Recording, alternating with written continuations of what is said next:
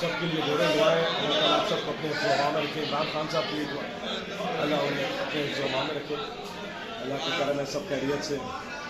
एक साथी हमारे जो शहीद जख्मी है, एक साथी का बताया जा रहा है कि वो एक्सपायर है, शहीद हो गए, और बाकी साथी शहीद जख्मी है। बस दुआएं करें, सबके लिए दुआ करें।